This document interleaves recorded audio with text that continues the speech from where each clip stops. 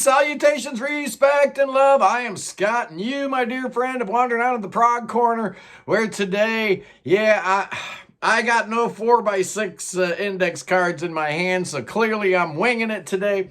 And the title of this video is, I've Got a Secret. What is it? Well, I try to keep everything above board. One of the things that I realized real early on when I started this channel was, I don't have the big resume like of an Andy Edwards, or the vocabulary of a Barry Robinson, or the years and years of experience doing this that Pete Pardo has. So I figured the one thing I've got that nobody else has got is me and my backstory. So I've tried to be very honest and open. Probably too much so, according to my wife. So I am risking my marital bliss by doing this episode. But I figure, one thing that I'm real good about is talking about myself. And we're not going to be talking about politics today. Yeah, tomorrow is the great election. The American presidential election takes place tomorrow. So, if you're in the U.S., make sure you vote. I don't care who you vote for, man. It's just important that you get out there and vote. I believe that no matter who wins, we can all be friends at the end of it, right? Let's not have any of this craziness. Let's not have any riots in the streets, or, poking people's eyes out, or anything crazy like that. It's just an election. We have them every 4 years, man. So it's no big deal. We all know who we all have our favorites who we want to win, but that's not what we're going to be talking about here today, man. No, sirree, Bob. We're going to be talking about, something that's not really a secret. I've talked to you guys about this a couple of times, and, if you looked at the thumbnail, you see there's like some, jailhouse bars. Obviously, I'm going to be talking about my incarceration and my legal troubles and my legal status and all that kind of stuff.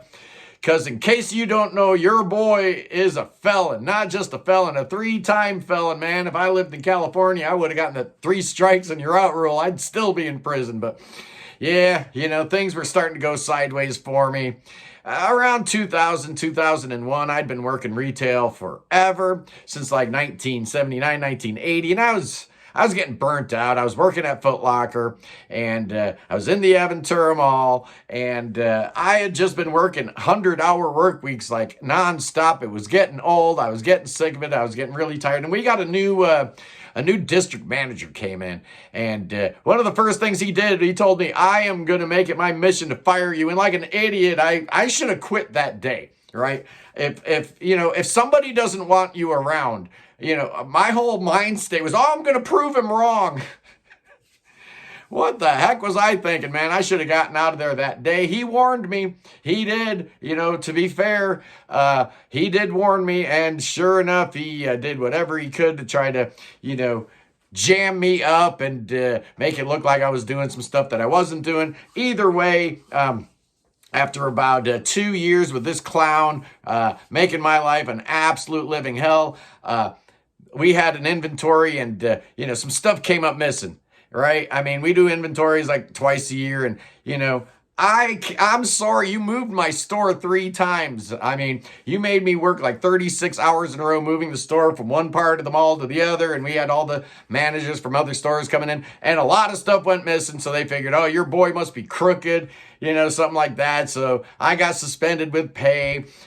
So for like 2 months, they went through the books, and they found an $80 discrepancy in the books, saying on payroll that somehow, I took $80 or something. I don't know. They thought that, I had forged something. So I get busted for forgery.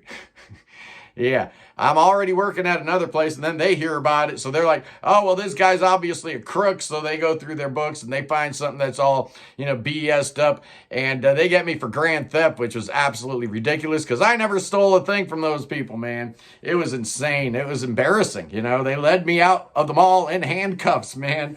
And at this time, my wife was like, she didn't really want a whole lot to do with the loser, It was bad enough that she was with a guy working retail. Now we got a guy working retail that's a criminal too. So she flew the coop. So I lost my job. I lost my marriage. I lost my house. I lost my car. I lost all my friends. I lost everything. And by that point, they're coming at me with all this kind of stuff. I'm out on bail. And the only job I can get, right? The only job I can get at this point is driving for an escort service. So, I got lucky a couple times. I know all those girls were always riding dirty, always having, drugs with them and whatnot. And I remember one time I get pulled over and I got 3 girls in the car and I know they're all holding whatever. And right as he's coming up to the car, the skies open up and it starts pouring down rain and he runs back to his car and I'm like, whew, man, I dodged a bullet. Well, like a week later, I wouldn't be so lucky. And there was cocaine in the car. So I got popped a third time, this time for possession of drugs. And all 3 were felonies. But since I was out on bond, no bond. So your boy's locked up. And I'm like, you know what?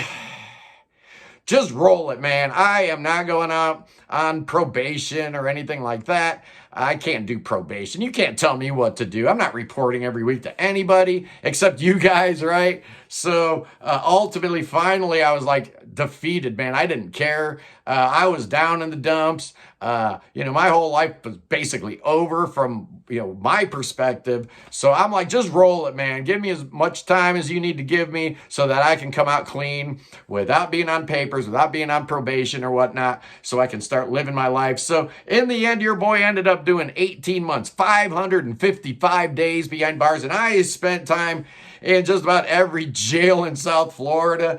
I was at TGK and Metro West, at the downtown jail in Stockade. In Dade County, I was in South Broward Jail. I was in the Lee County Jail.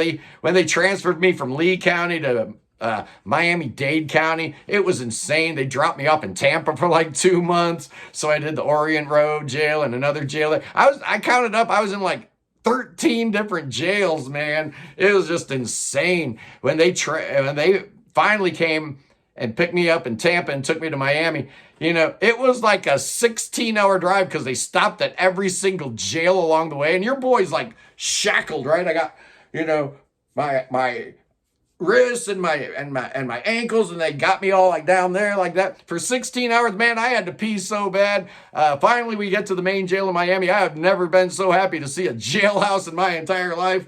Yeah, I almost peed my pants, but that would have been embarrassing. I don't think the guy chained up next to me probably would have liked that a whole lot. So finally, I do my time.